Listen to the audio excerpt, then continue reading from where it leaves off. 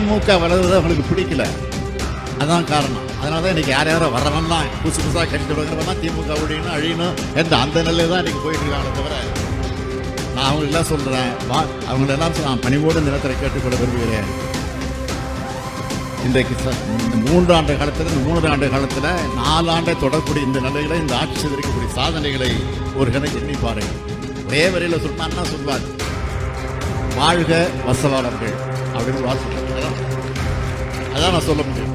அரசியலுக்கு யார் வேணாலும் வரலாம், அது ஒரு ஜனநாயக உரிமைன்னு சொல்லுவாங்க.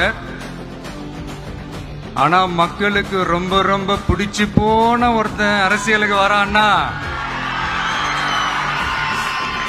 அதை கண்டிப்பா நல்லவங்க எல்லாம் வரவேற்பாங்க. ஆனா ஒரு சில இந்த அதிகார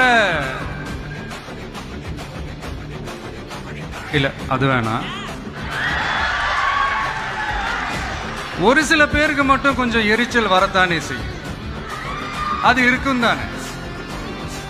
என்னடா இவன் திடீர்னு ஒருத்தன் என்ட்ரி கொடுத்துட்டானே, இது வரைக்கும் நாம சொன்ன பொய்யெல்லாம் நம்பிக்கிட்டு மக்கள் நமக்கு ஓட்டு போட்டுக்கிட்டு இருந்தாங்களே, ஆனா இப்ப இவன் சொல்றதெல்லாம் பார்த்தா மக்கள் மனசுக்கு ரொம்ப நெருக்கமா வேற இருக்குது. அதுவே நமக்கு ஒரு பெரிய நெருக்கடியாகவும் இருக்குது. இவனை என்ன பண்ணலாம், என்ன செய்யலாம், எப்படி இவனை இது பண்ணலாம், க்ளோஸ் பண்ணலாம்.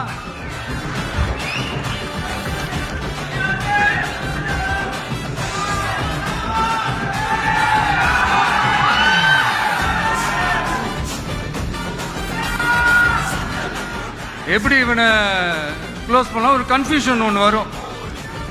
அந்த கன்ஃபியூஷன்ல கத்துறதா கதறதா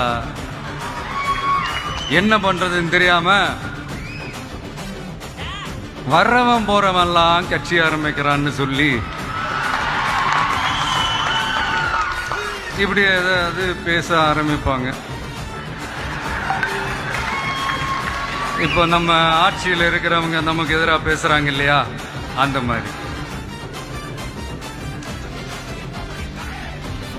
இப்படிப்பட்ட ஒரு அரசியல் காலத்தில் கொஞ்சம் கூட ஒரு பயம் இல்லாம, ஒரு பதட்டம் இல்லாம, வர்ற எதிர்ப்புகள் எல்லாத்தையும் சும்மா லெஃப்ட் ஹேண்ட்ல டீல் பண்ணிக்கிட்டு